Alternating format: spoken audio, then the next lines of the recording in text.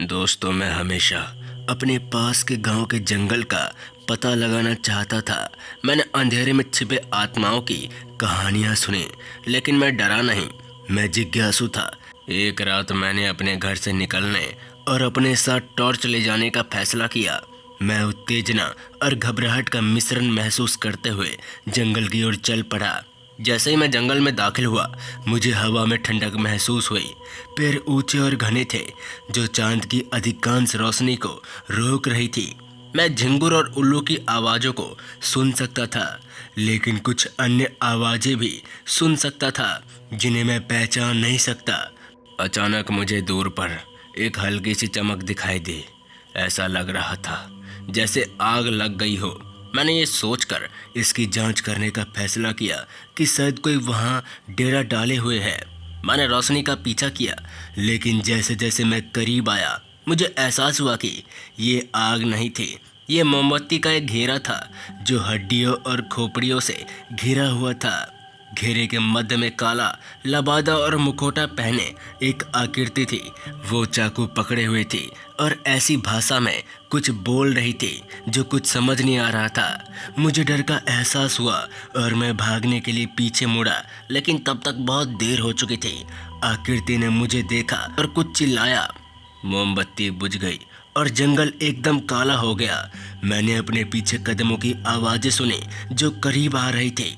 मैं जितनी तेजी से भाग सकता था भागा, लेकिन मैं एक जड़ से फिसल गया और ज़मीन पर गिर गया। मुझे महसूस हुआ कि एक ठंडे हाथ ने मेरे टखने को पकड़ लिया है और मुझे पीछे खींच लिया है। मैं चिल्लाया और लात मारा। खुद को छुड़ाने की कोशिश की। मैं हमलावर को अंधा करने की आशा से अपनी टॉर्च की ओर बढ़ा। मैंने इसे चालू किया और इसे आकृति के चेहरे की ओर इंगित किया। मैंने जो देखा उससे मैं भयभीत हो गया।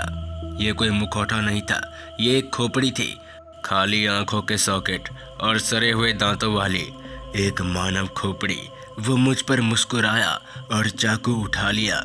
मैंने अपनी आंखें बंद कर ली और अंत की प्रतीक्षा करने लगा, लेकिन तभी मुझे एक और आवाज़ सुनाई दी, एक तेज गर्जना जिससे ज़मीन हिल गई।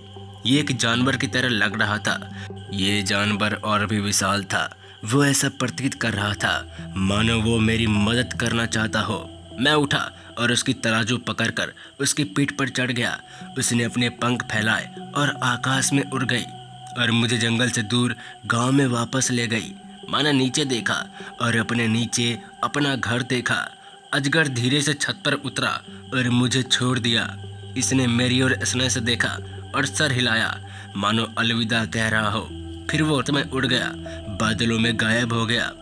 जो कुछ हुआ उससे मैं भयभीत रह गया। मैंने एक रात में एक भूत और एक अजगर को देखा था। मैं क्या बताऊं, आप शायद ही विश्वास करोगे, लेकिन जिसके साथ होता है उसे अच्छी तरह से पता होता है। तो दोस्तों, ये अजीब और गरीब और खौफनाक कहानी यहीं तक थी। मिलते हैं ऐसी कहानी के साथ। तब तक के लिए जय हिंद, जय भारत।